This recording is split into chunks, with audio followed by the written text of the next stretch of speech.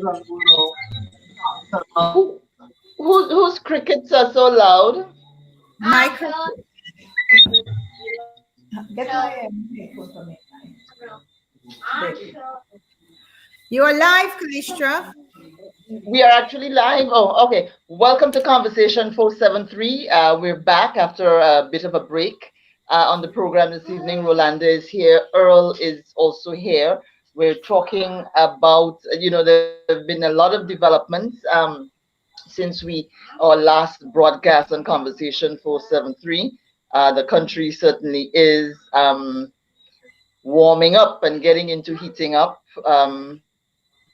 We since that time we've seen what is being called now as the people's rebellion that happened over the carnival, with people defying the government and getting the prime minister very, very, very angry. And certainly that was interesting to watch, that the people can actually get under the prime minister's skin. So our borders are open. We're back in the danger zone again. The government's desperation to have a dead tourism industry be beaten to life at the expense of the health of the Grenadian people is one of the things that we are facing also coming on. So people need to be extremely cautious and careful. Coronavirus has become a big threat for us again because of the opening of our borders. Of course, that can be helped. The country has to make money. So that has happened as well. We are also looking at an economy that is, becoming increasingly worse. More complaints from the masses, the commoners are not happy because of all the difficulties that they are facing.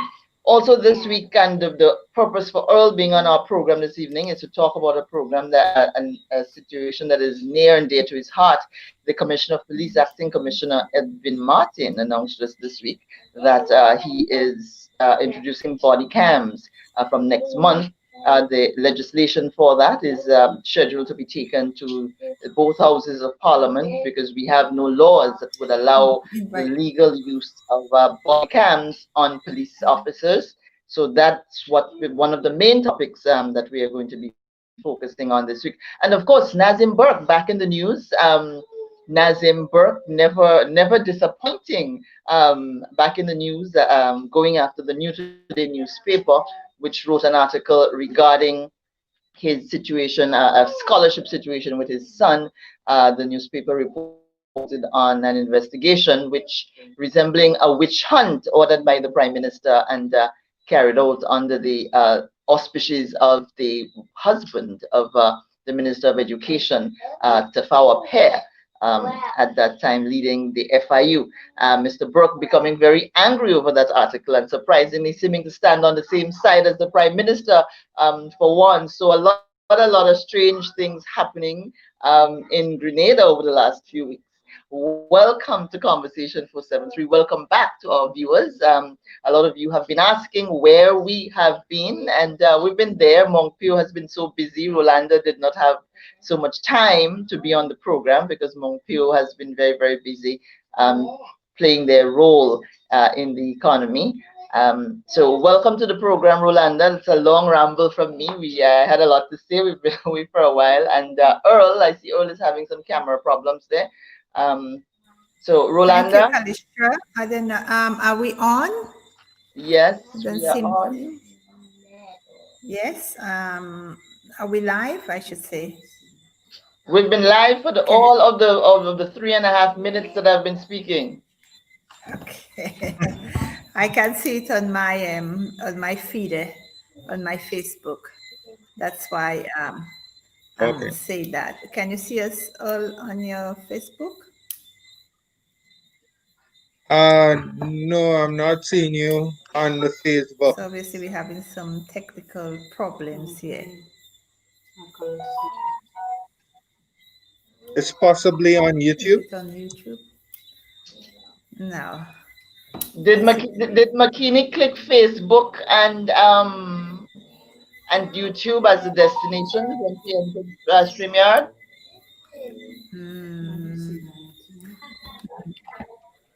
It's live on It is. YouTube. So what I'll have to do, I'll have to share it on Facebook from YouTube. Okay. Okay. Yeah. And while that is happening, McKinney, can you go back in and see if you can also put it onto the Conversation 473 Facebook page, please? So, Earl, welcome to the program. A big announcement from your perspective happening this week with the issue of the body cams. The issue of the body cams coming up. I know that's something that you've been lobbying for. I interviewed you just a few days ago on this. So let's share your reaction with the public on this. Yeah. A pleasant good night to everybody. It's a pleasure as always to be back on Conversation 473 as a guest. I believe that this program has inspired many persons to stand against the injustices that we face in the state of Grenada. And I do believe that the conversation has to continue as we are desperately in need of justice in our tri-island state. The announcement that has been made by members of the Royal Grenada Police Force, I believe Mr. Edwin Martin, I would always welcome announcements like these where it would seem as though they are looking at the best interest of protecting and serving and fulfilling the regulations and the duties of members of the Royal Grenada Police Force. This has been something that I have been championing not only for the last few months, but it would have started since 2016 after we had experienced 5 deaths at the hands of persons who were in police custody, right, by peace officers that are being paid to protect and serve the public. Out of the 5 persons, we have had um, 3 persons who were mentally ill, and they, as we always say, a story has more than one side. And unfortunately, the side of the persons who met their departure of this life at the hands of the officers were not around to tell their stories.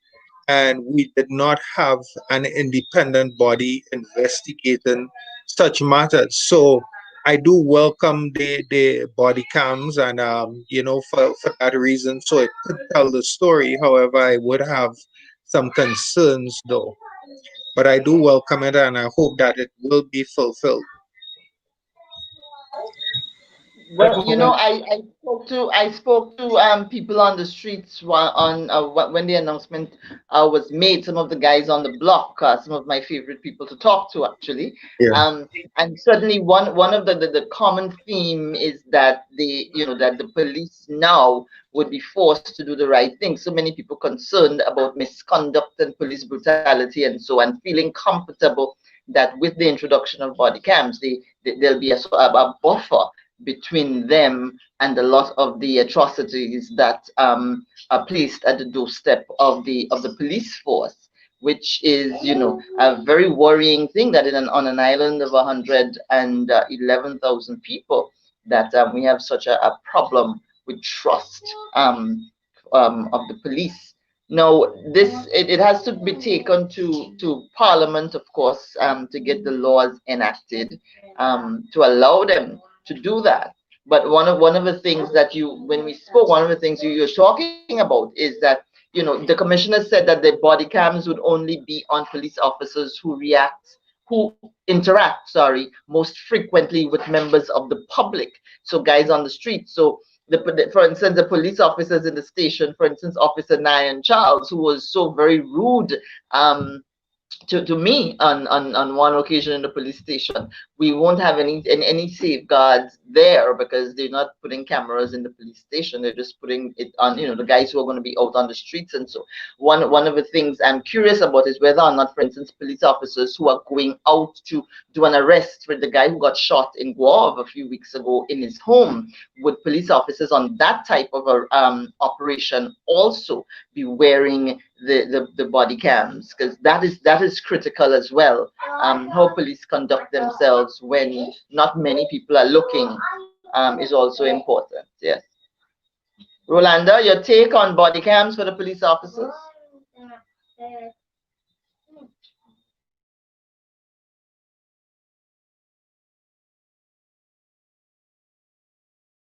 So Rolanda is gone, and I'm actually not hearing Earl. Okay, I'm here. Sorry. Oh, Yeah, I believe she possibly got disconnected for a second. But the thing is, what has happened is that I do agree with the people on the streets. The concerns are based on reality. The investigations are based on what we have accumulated over the last few decades, where persons have not been getting justice when they seek justice from the persons who are being paid to protect and serve. One of the issues that we will continue to have, and something that we need to continue championing, is that each and every person who is collecting from the public's purse would have body cams. It should not only be the officers who are patrolling the streets. We have called many times for cameras in police stations so we can actually see what is happening behind closed doors. For instance, we had in 2016 or 2015, I believe, 2015, December 2015, this young gentleman, Mr. Cameron Peters, who allegedly hung himself whilst in police custody at the Criminal Investigations Department of the Royal Grenada Police Force. To date, the family has not been issued a medical report. They have not been given any sort of, of, of, of information as to what has happened. And this is why we need these cameras, not only on the police officers, but also in the stations. We also have to look at the fact that Mr. Oscar Bartholomew has departed this life again in 2011, I believe, December 2011, or was it 2010, um, whilst in police custody at the St. David police station. So there's an obvious flaw, and there's obvious misconduct and abuse of authority by persons who are being paid to protect and serve. And we do need to protect the citizens of Grenada from these rogue persons that we have in the police force. Also, the call was not only made to protect persons from the police, because we do have some police officers who are of good conduct, and they really understand the duties that they are being paid to perform. So we also would like that persons who are also dealing with police officers would also see the body cams as a deterrent from making any insulting remarks or any assaults or anything against the police that um, social and moral norms will not condone.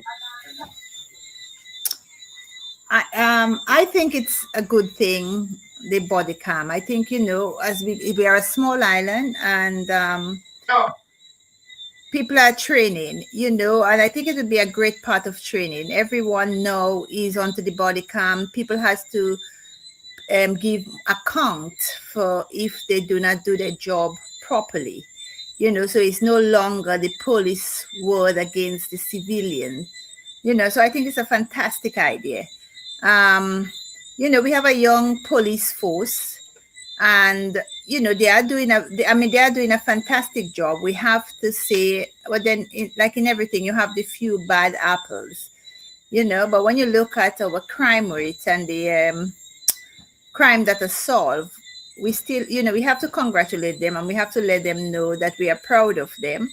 And the one that are not doing a good job, they would have to they would have to answer to us, which I think is a great thing. Kalisha? But you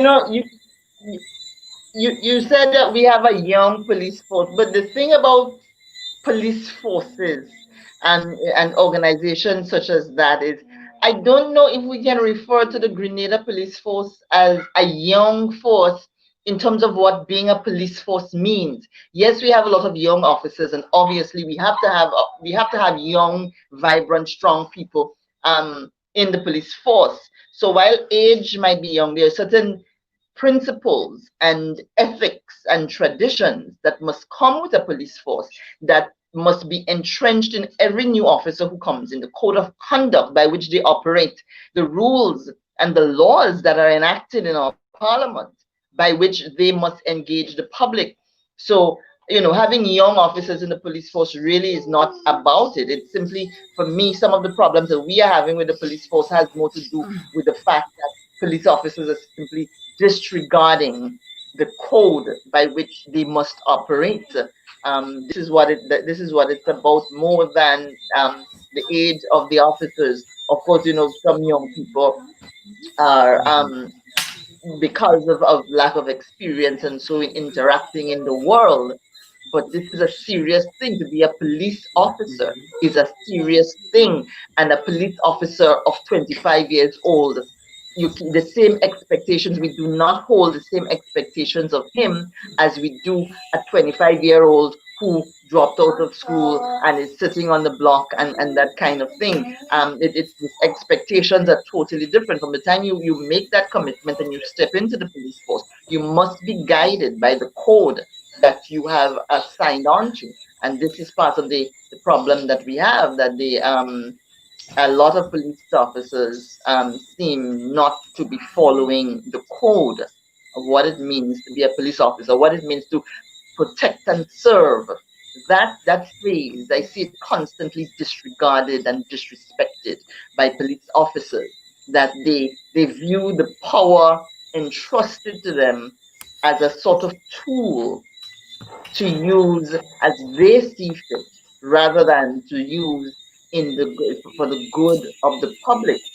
Now, you made the point of the crime, the solving of crime, and I think a lot of the success of solving crime has to do with how small we are, that everybody knows everybody, and how fast we are, that people can actually somebody goes to rob somewhere, and 10 people are probably going to know who he is, and the police would find it easy to get information, because I don't see, in my experience, I don't see a lot of diligent investigative efforts being put into investigation by the police. And certainly you can't commit a murder in Grenada and get away with it quite easily. So I don't know if the points that are being scored right now in terms of the crime rate being down, it has more to do with the people who we are. We're not a society of criminals. There's a lot of housebreaking and stealing because people are poor. A lot of the crime that we have, when you look at the assises list and the court list, it's a lot about housebreaking and stealing, obscene language, and sex crimes. And so I think that the low crime rate that we have has to do with our size. If you have 10 people versus 100 people, you are going to have less crime committed, less people. As well as the fact of who we are as a people. We're not criminal-minded people so much. So I think that might have something to do with it as well. But I think I was listening to the news today, and I heard that our crime has gone up by quite a significant amount. but it seems Gone up more. or gone up or gone down? Because at the news conference recently, they were claiming that this, the crime rate has dropped. No, I think I heard that today. I don't know if you heard it all. And even offenses against children has gone up. If I can't remember, if it was by like something like 66%. But I mean, they are doing a good job because I do feel safe. You know? That would be a big jump. I think there's been a 6%. There might have been a 6% drop in something, if I recall. Anyhow, go ahead. We can look at, but it's good to be in an island where you feel safe. I feel very safe, and I think the police responds. Where we are, we're in town. The police are there. There, you could see their presence. I remember in England, the big complaint that people always have. You do not see the police present, but you have in the community, I would say every day, I see police walking around, whether they're doing controlling traffic, but they are right there. I don't know, again, if it's maybe because where I am situated that I see lots of them, but you could feel the presence. I think if you need the police, they are right there. Well, that's if you're on the Carronage close to the Central Police Station. But Earl will testify to this. That there are dozens, scores, not even dozens, but scores of complaints from citizens who have called the police and heard, we don't have a vehicle now, or leave your number, we're going to call you back. And never show up. A lot of people would have that complaint. Is it those that are doing the investigation? Because I mean, we had a problem. No. No, it's not. Unfortunately, Kalistra is correct. And I say unfortunately because, we would hope that our police officers would really appreciate their duty for what it is, especially after donations have been made where the Royal Grenada Police Force continues to get used vehicles, brand new vehicles, and so on. And persons are still calling the stations and they are being told that there are no vehicles to attend to matters. Just recently, there was one young lady who had to take her concern, her grievance, to one of the popular online shows because she called the St. David's police station one night and no one responded, and she had to turn to social media, and that was just a couple of weeks ago. And it's really unfortunate, really sad. And as it relates to the police presence, many times we see the officers, we're happy to see them because one of the duties of the police officers is not only to detect crime but to prevent crime. And it also says in the police regulations that the presence of crime or the rate of crime in the country is a reflection of what the police officers are doing. So if the officers are saying that there is an increase in the crime or there's a decrease, that there's a reflection there of what they're doing. I personally believe in my justifiable and honest, genuine opinion that they are not doing enough. We do have a lot of good officers, which I do agree. But when persons are calling the stations and instead of responding in a timely manner or in a professional manner, according to Regulation 201 of the Police Act, which speaks about civility, they don't do such a thing. They're actually acting agitated when we go to the outside communities of St. George. What we actually see are police stations being closed. Sometimes 10 o'clock, 11 o'clock, stations are closed. I brought this to the attention of ACP Prince that we should not have police officers who are to protect the country, who are the security of the country, sleeping whilst on duty. This is very disturbing because I cannot imagine hiring a security officer. Let us say that I was the manager of Mount Pure, right? That well-established bottling water company that we have. And I was to hire a security officer to work night duty. And that officer was actually sleeping whilst on duty. I mean, the officers really need to do what they are being paid to do. And as it relates to the body camera telling the truth, when it comes down to the evidence and so on, and tabling this bill, because a law would have to pass to get this thing going. What would happen is, I really do hope that an independent body would be looking at the footage. I really do hope that we would not have a situation where documents or evidence would disappear from police custody when a case is against a police officer. We have had so many cases where evidence has disappeared from the police locker room, the evidence room, even from the courthouse, right? I really do hope that this is not the case. I do hope that whatever footage that is recorded, it is stored somewhere. It is not going to be tampered with. There has been many times where court documents and all has disappeared. You know, And and all, this. do you think it's maybe the whole system Mhm, that need looking mhm, at? Because today I wouldn't because I lodged a complaint, so I wouldn't. There was something we needed business wise, mhm, and what I find when you go for information, if you go to a government ministry or government office for information, instead of them sitting down and explaining and holding your hand and guiding you, they would send you packing. So is it the whole system? Even today I know somebody that went to sort out to license a car, and this person has been going back and forth, back and forth, back and forth.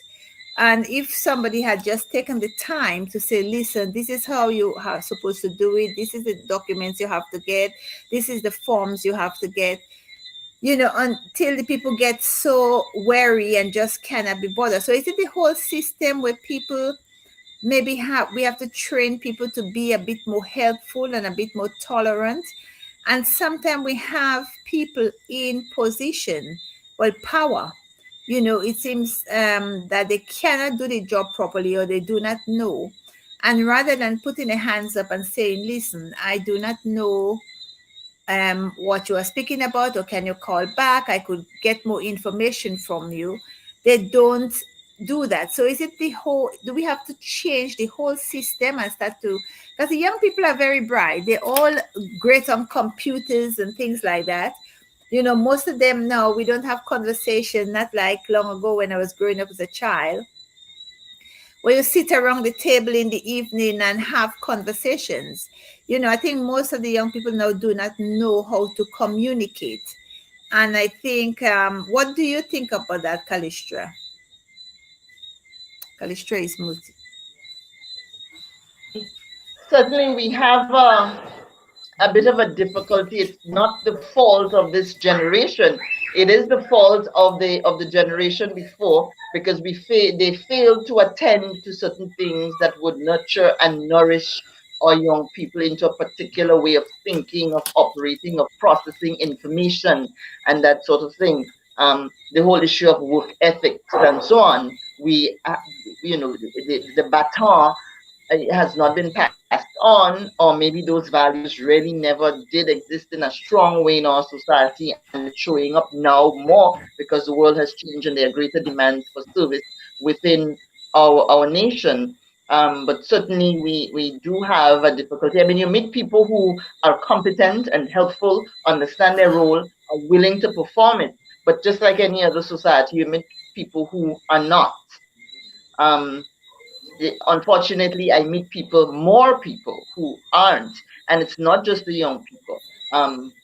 quite frankly, the more difficult people that I encounter are the ones who are entrenched in the system, have grown fat and comfortable, figuratively speaking, when I say fat, and would simply have lost any idea of what service is, and not performing. It's not really a young people problem. I still firmly believe that the youth will save our nation, for more than one reason. The fact that it's now their time at bat, and they're going to have to step up no matter what.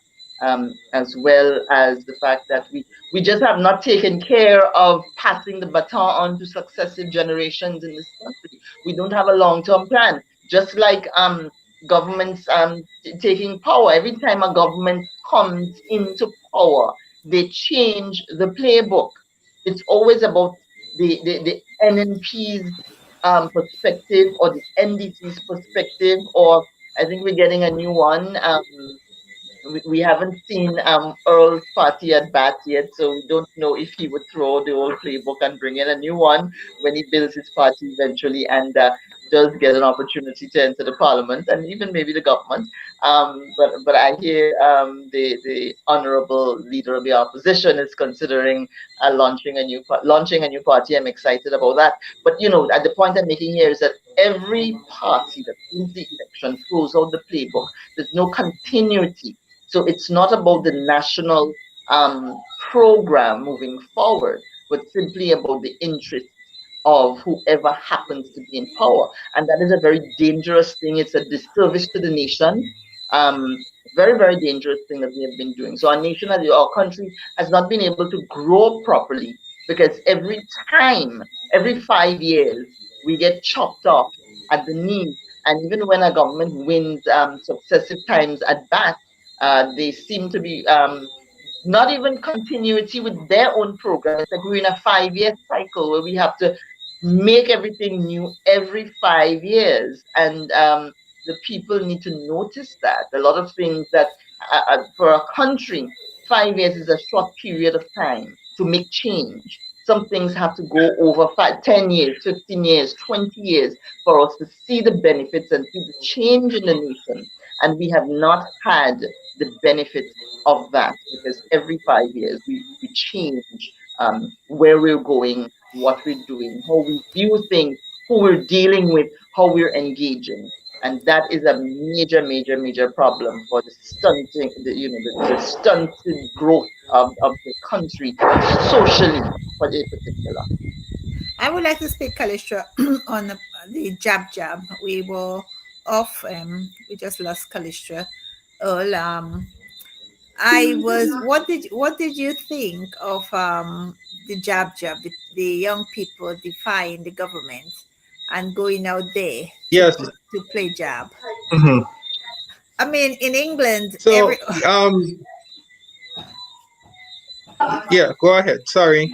as I say, in England, they would allow you to play the jab, but on Monday you would be seeing all the names, all your faces coming up on television where you would be charged. They would not have let they get away with it so easily. I thought that was. Let me hear. You're a young person. Let me hear your thoughts on it. So, to add to what Kalisha said first, there's no continuity. Every government that we have had so far, every politician, every person that has had some sort of authority, they would have, even with the worst intentions or the most selfish of intentions, they would have implemented something that has been a positive for the country.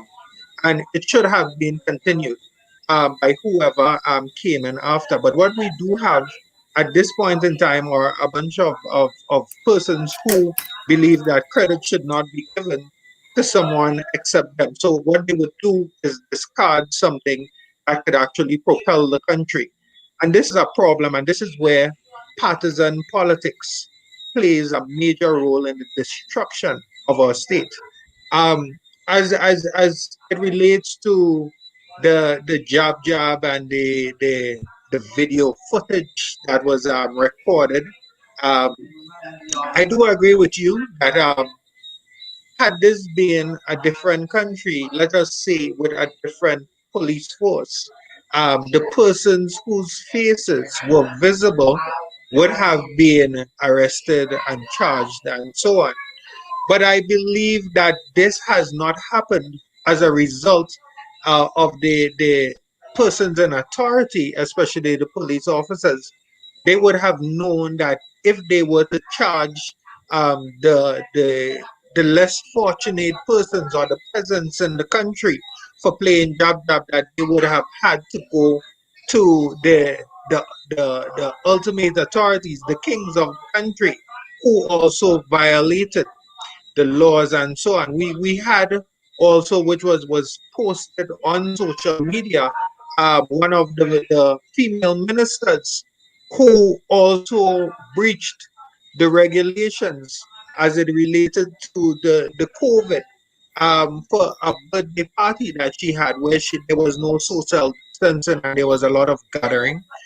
There was also allegations of one minister who sat among many persons in one of those carnival like activities that the Royal Grenada Police Force advised against.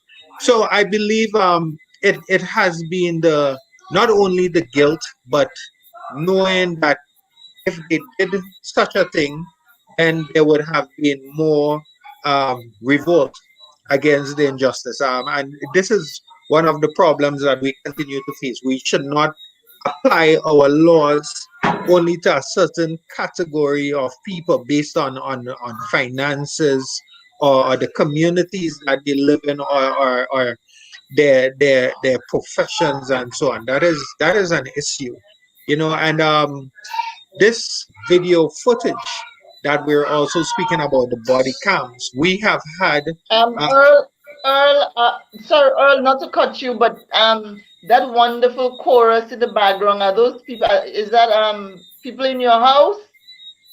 It's coming over pretty loud. It's okay. I thought it was your kids. Kalishra, they're in No, bed. No, they're not in bed. They're playing, but they know they must play quietly when the program is on. So no, it's not my kids. If it was my kids, I would stop them right now. Yes. Earl, tell them give us 20 minutes again, Earl, and then they can have fun. Yeah. One of the things, Earl, where Earl, I was disappointed. Were you finished making your point, Earl? So let me just finish. Yeah, let me just finish quickly. As it relates to the body cam footage, we saw the whole nation, possibly almost the whole world, would have seen that video that went viral with Kalishra, where she was assaulted at Mount Rush. And what has happened? There was no prosecutions with that video evidence that was not only displayed in the court of law, but to the people of the country. And nothing has happened. And this is something that I am actually worried about.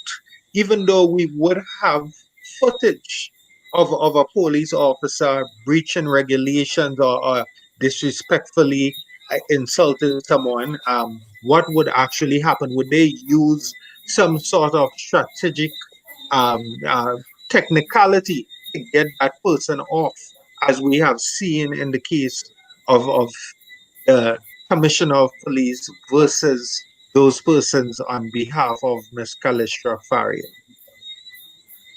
Yes, Fabian Bowen and K. Oswald Gilbert. Those are the names that was burning into me. I was very disappointed when I saw we had the regatta in Carriacou and we had the party in the stadium, and as I say, that minister having the birthday party. I think it was very disrespectful for them to do that.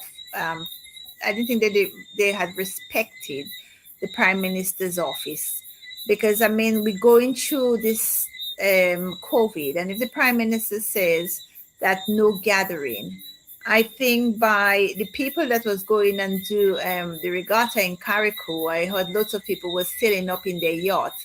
It's not the ordinary Grenadians. You know, the people that was going and having the party in the stadium. Is that the same? Is that the same trip that the Minister of Health, the Honorable Nicholas Steele, would have taken? Because I heard that he sailed up the islands over that particular week, Carnival weekend. I heard that, you know, instead of being home to mind the store, we sure could have used a call to say from our Minister of Health regarding. It was interesting that we were having this major scare about people spreading COVID-19 by playing jab jab, but the Minister of Health could not be found. Was he on that trip too? He never takes me anywhere with him. We're not friends anymore. I think he just never takes me anywhere with him anymore.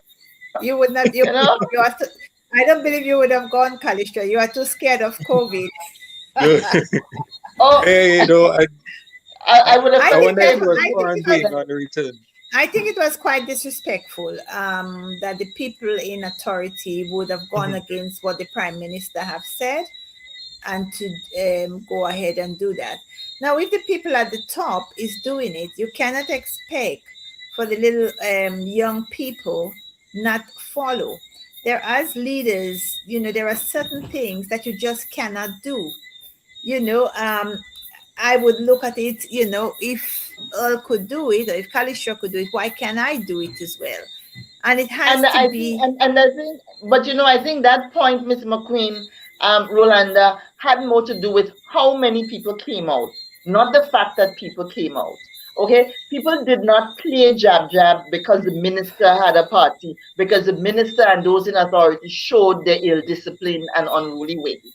We are quite familiar with how ill-disciplined they are. They have no discipline. They would do whatever they want with the power that the people have given them. They don't look at it as power coming from the people. They simply, after the election, forget that it's the people's power that they are handling, and just do whatever they want. So it's not anything new. Okay, I would have been more shocked if the minister did not have her birthday party because she's considerate of the optics and concerned about the optics. I would have been more concerned. I would have been more surprised if she didn't have it.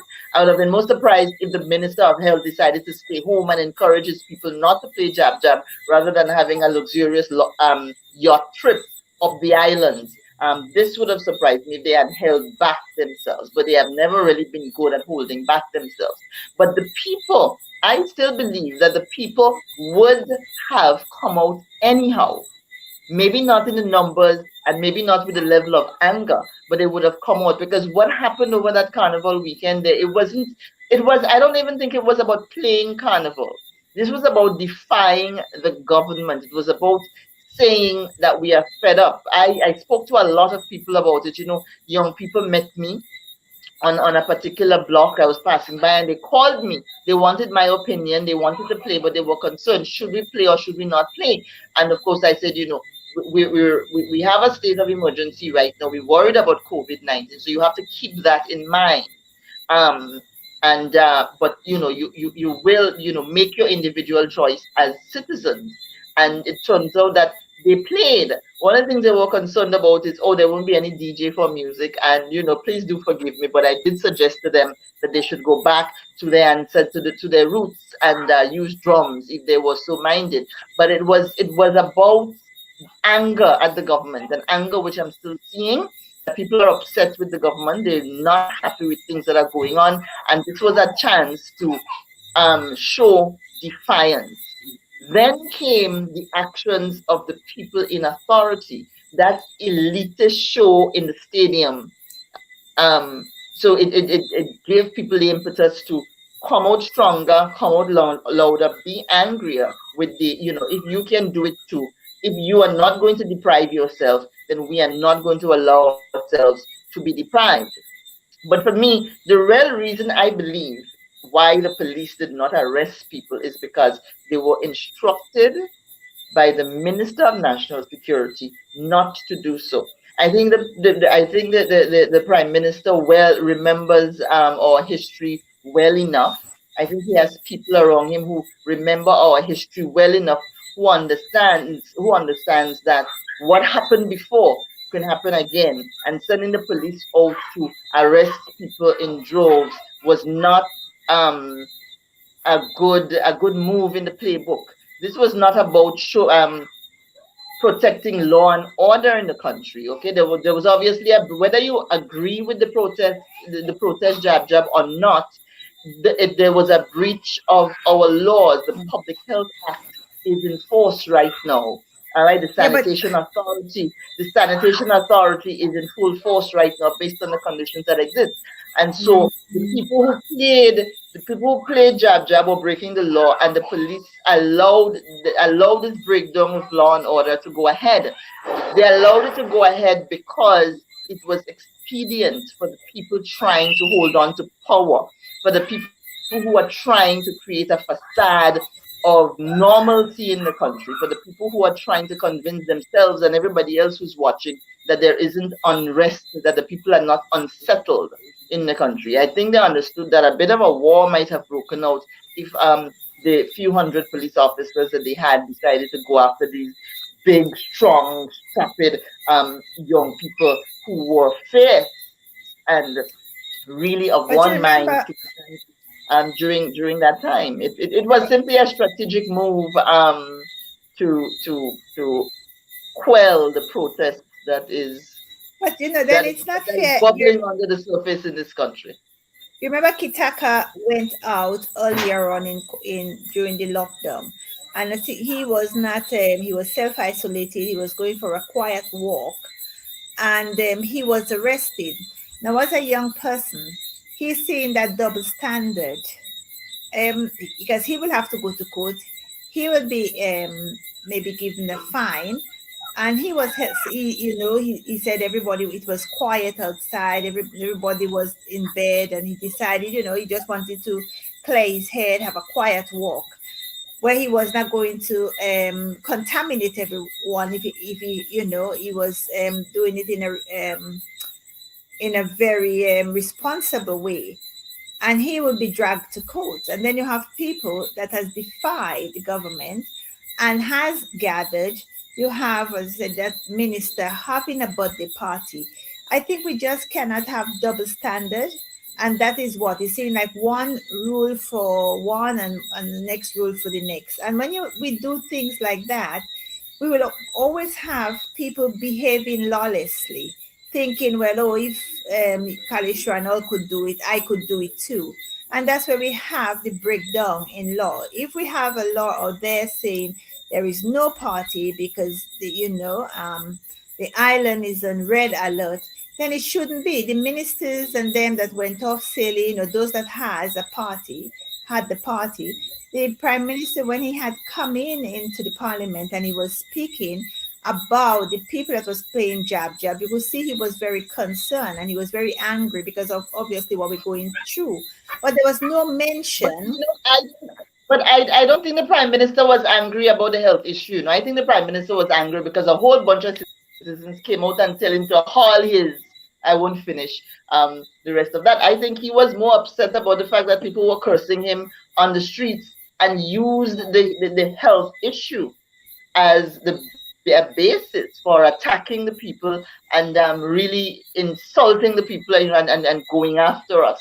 And I say us because his tone and his mannerisms, I'm sorry, but he was a little bit over the top and a little bit too much on the issue. Likewise, Anthony Boson calling the people of St. Patrick who voted for him demons, and talking about exercising demons. It was a sad day in our parliament, listening to them and watching them. Some of it was a bit comical, when the prime minister said, I'm sorry. I said, that's the new talk that's going to replace don't go there. And I was right. Now everybody's, I'm sorry. It was really just, I wondered, are those our statesmen? What is going on here? Why are they standing in the parliament fighting against the people whom they're supposed to be standing there representing. Obviously, playing jab is something that we should be concerned about because of what happened. Nobody's denying that. But I think everybody in this, the jab, the Prime Minister especially, and his ministers, and everybody was just a bit too much and a bit over the top. And all of this happened because of the conditions which exist in the country, the sense of entitlement of the people in authority, and the sense of being lost and left alone by the people. Another thing we were speaking about earlier is about this scholarship. You know, it would be a shame if they had picked on Nazeem, you know, because I have heard so many of that goes on, that it would be very sad if they just picked on one person. If if it's the truth, you know, we have to look at everyone. We have to look at, why don't we look at all the other people? I've heard so many things of where I've heard cases where people has been given scholarship and it was taken away from them and given to Mr. So-and-so child. So we cannot just pick on the people that we take the weakest link. You know, if we're going to have a law, it should be right across. You know, we cannot just pick on one set of person because this person is in the public eye and say, well, he has done wrong. Because there are lots of people out there, you know, we cannot do things when it suits us or when you're going to give us extra mileage, because this is something that goes on a lot. And we have to, you know, if it would be great to see what become of it if Mr. Burke has taken them to court to get legal advice. I hope it's not something that is just swept underneath the carpet, because there are there are too. Sorry, I missed what are we talking about with Mr. Burke? We're talking about Mr. Burke with this scholarship. What I was saying, I've heard so many stories like this.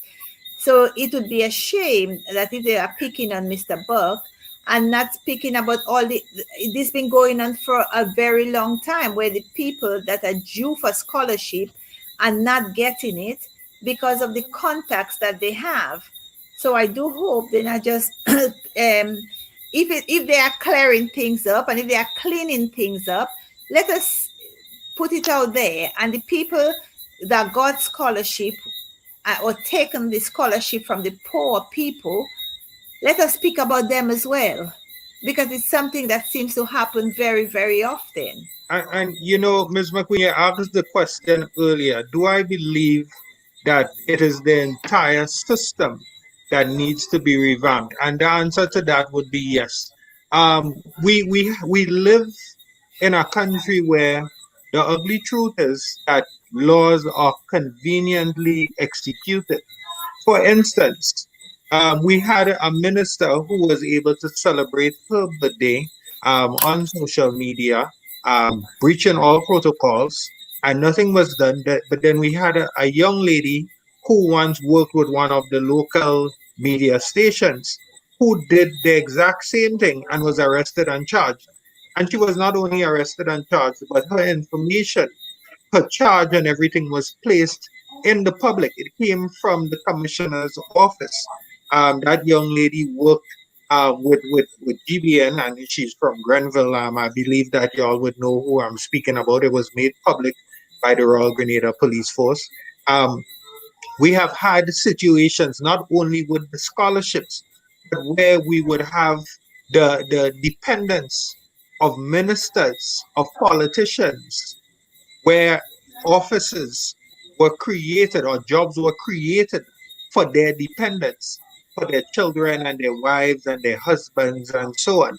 We have situations where police officers have actually taken the commissioner of police to court because they reasonably believe that they have been victimized and bypassed because of political relationships within the Royal Grenada Police Force. So we have persons who have been in the police force for 30 years and 35 years, and they still remain at the rank of constable. And many of them are very hardworking, dedicated police officers, but they remain at the rank of constable, the entry level rank of constable after being even in the force for 18 years and so. And this does not only, it's not only unique to the scholarship situation, and I do agree with you that we need to look at every person who has breached our laws, every person who has breached the trust in that office that should be there. You know, and what we are having here, right, with that particular situation that you spoke about, we have a lot of fear, a lot of bias, a lot of corruption, and so on, and it would continue as long as the people continue to allow it to happen. The people really need to stand united for things that matter. You know, that effort and that energy that was used to show not only the frustration of the injustices in Grenada during that jab thing, it also showed the disappointment and the pain of the people who voted for persons who they thought may have would have bettered their deplorable situations.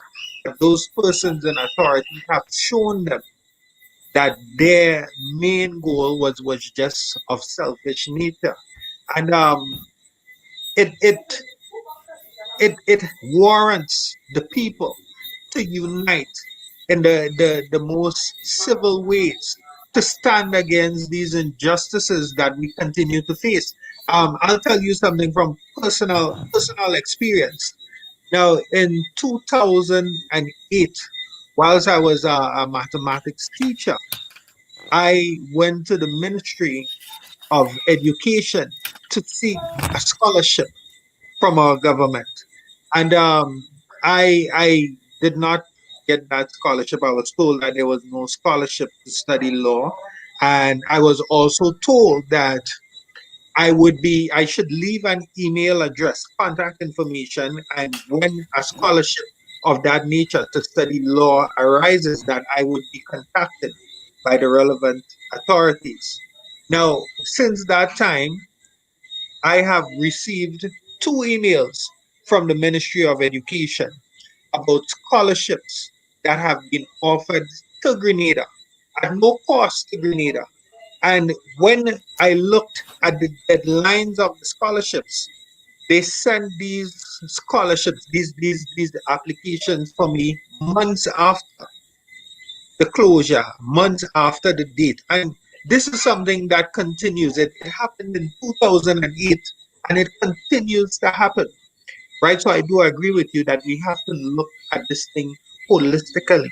You know, we cannot pick and choose who we are going to prosecute. We cannot do that. The law doesn't allow us to do that. What allows us to do that is corruption. And we must do what we can to end this corruption and bring it to light so that people can understand the trials that we face in this trial and state. Kalistra? Well, yeah, the country is in a bit of a mess, and there are people who are not interested or committed to fixing it simply because the mess allows them to operate in the manner in which they want to operate. So it really is up to the people who are disadvantaged when it comes to justice or economics or social benefits or whatever. It really is up to the people to keep the momentum going. They all came out to play jab jab. They were upset with the government and they let their feelings be known. But there are a lot of other issues that requires us to step forward as citizens and use the power that we have to talk to the government. And we don't talk to our government sufficiently. So they're just doing whatever they want. And sometimes, I think we have two countries, one with the people with the power and the rest of us because some of the stuff that's going on, it's just sometimes I see, we're like a fairy tale country. Some of the things I see happening here is like straight out of a storybook. How could these things happen? But yet they continue to happen. At the government quarantine side, for instance, people getting to walk out of quarantine so to go borrow a pot to come back to cook at the quarantine facility, or being able to leave quarantine and go shopping in the supermarket and come back. I asked the police, the police about that, and of course, Mr. Prince admitted that yes, they do have a problem with people leaving quarantine, but the commissioner of police, instead of accepting the responsibility that they have not done a good job of keeping people in quarantine, which is as critical as people out there playing jab jab, because these are people who have come into the country and could very well be a much bigger risk than the youths who have been here for the longest while and are most likely not infected. And the commissioner of police gave a song and dance answer after Prince would have admitted that yes, there's a problem. Gave a song and dance answer about he's not sure whether or not the people who are leaving quarantine are in the private side and the private quarantine facilities, and so have more wiggle room. You're not supposed to have any wiggle room at all, whether or not you're paying to be in a more comfortable place, or whether you're in the government place at Grandin's old SGU campus. The whole point of quarantine is to stay inside, but everything is just half measure. There's a guy who an NNP activist working with that department where they give material to people in exchange for our political favors. He came back from France. He stayed in quarantine for about 48 hours, and right after that, he came back to Grenada on a Monday, and on Wednesday he was in a shop, in a neighborhood shop, playing cards around a table. No, if he came back infected, he would have infected an entire neighborhood. But the same sense of entitlement that he felt he could do this openly. I mean, he wasn't even hiding, and that sort of thing. So we have a breakdown everywhere, and the breakdown started with the leader of the country. This is where it started. I believe that's where it started. I believe it's just like a father and a mother in the house, that the children will follow what's going on. And I think the tone that has been set by that particular political group, having had so much influence over a length of time over the population, is taking us down a very slippery slope where we're not fixing our problems, we're enabling our problems. So we're in a very bad way, and we need to fix. Because Grenadians, we're good people. We really are good people. We are productive people. We are creative people. We are. When we say we are wonderful people, we are. Of course, we have the same human challenges like everybody else. Sometimes we like to make a little confusion, or sometimes we might be jealous of our neighbor, and that sort of thing. We are not different from any other human across the globe, but those little issues that we have in terms of human interaction does not make us different or odd or unique in any way. But what makes us different and unique is the spirit of the Grenadian people. And I feel that spirit being stifled all the time, a concerted effort to stifle the Grenadian spirit for people's own special interests and their own ends. And that makes me pretty sad sometimes. Yeah, so hopefully we can fix all that. Yeah. Are we coming to the end of the show now, Kalistra? Anybody else? Yeah, I see some of our viewers, have been saying welcome back. During the program, we didn't acknowledge them at all. Our viewers are always very special to us. We are here because of you. You're the reason we come on every program. So thank you guys for viewing, and thank you for waiting for us. I welcome all of the calls, the inquiries that we've had, numerous inquiries as to where is Conversation 473, and we're back. And thank you so much for waiting for us, guys. So Earl, any closing comments that you want to make? Your microphone is off. Okay. All right. So final comments as it relates to the body cameras. It's a step in the right direction. I do hope that we continue stepping in that direction. I do hope that there would be an independent body that would be set up to investigate corruption in the police force. We should not have police officers investigating other police officers who they may have trained with or worked with and so on. According to the law of the land, there should be no perception of this of um Kalisha, help me out here. It just slipped my mind. These relationships and so on that we have, these in in in these relationships that we have with ministers being married to this person. Like the perception of bias and so on. Yes, thank you. Right, I got a bit distracted there for a while. And we need to step away from that direction, get things done properly.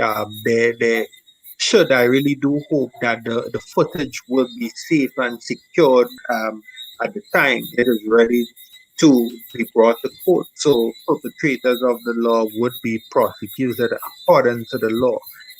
The bias that we continue to see in the country, I do hope that it ends. Everyone here, we are all equals. This is not Animal Farm where some are more equal than some. We are all humans. We do have to abide by the laws of our country. And I really do hope that it is not applied with bias.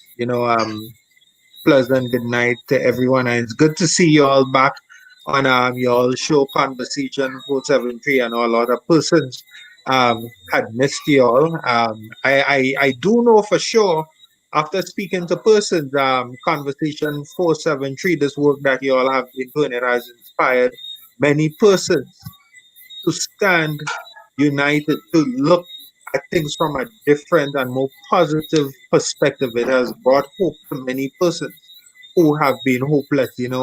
We have a lot of programs in Grenada, a lot of the local media stations that censor news, to political favors and so on. So, we do appreciate what you all are doing. So thank you and please keep it up.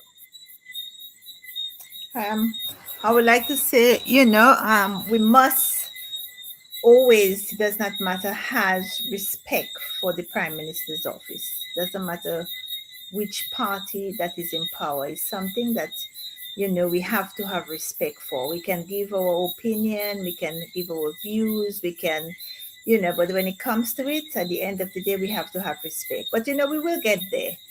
We are not perfect, but we will get there. We just have to keep working together. We're not going to agree, on everything. We will have our disagreement, but together, if we stand together, we will be strong. Good night, guys. Kalistra?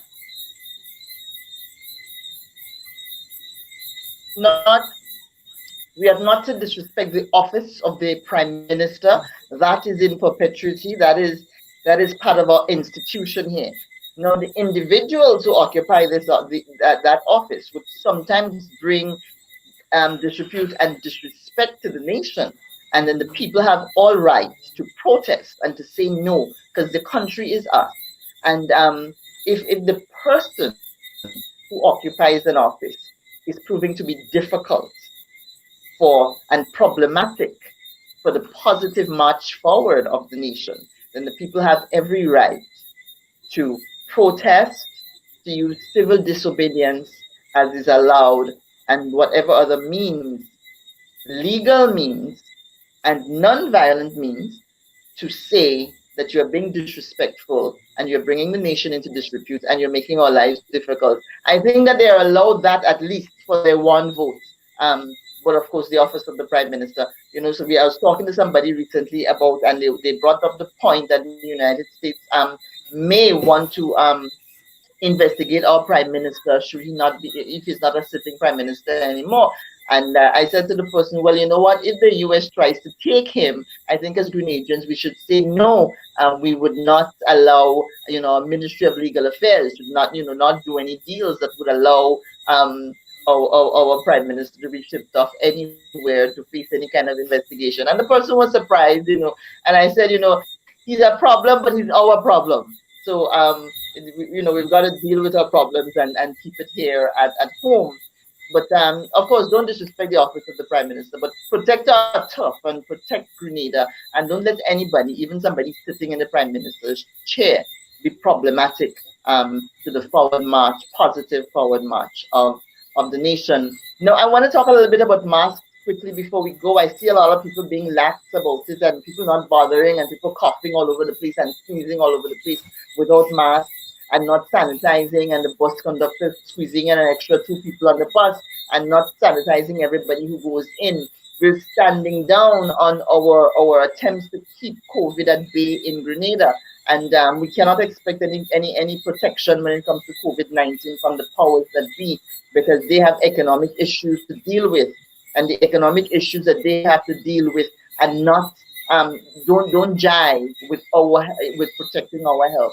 So we have to remain vigilant. We have to continue to act as if this is April 2020, the way we were then. The country is opened up, and that has brought the risk back. The risk is even greater than when we were on lockdown, because the government is letting all kinds of people come into the country. In Canada, people coming from Canada, you can test 7 days before you get on the plane. You can test, and then 7 days later leave to come to Grenada, and you won't be quarantined. Now, within that 7 days that you got your test that said you were negative, you could have picked up the virus and come to Grenada. And when you come here, because we're trying to reactivate our tourism industry, spread the virus. So let's not depend on what we're being told by those in authority. Let's use our own common sense, people. We have a lot of common sense. Let's use our own common sense to be able to protect ourselves in Grenada. So that's it for Conversation 473. We'll be back, of course, next week. Have a pleasant weekend, everybody. It's been a pleasure to be back. I missed y'all. I missed talking about Nicholas Steele and Prime Minister Dr. Keith Mitchell. Two fellas who they need to get their act together. I mean, come on, people. How could you become so unpopular after winning 15 seats? This is just like, is this OBO or what? So anyhow, thanks for viewing, everybody, and we'll see you next time. Thank you. So, Kim McKinney, cut the live, please. I think we're off. Yeah. No, we're No, we on. We're not off. We're still live. We're still on. McKinney.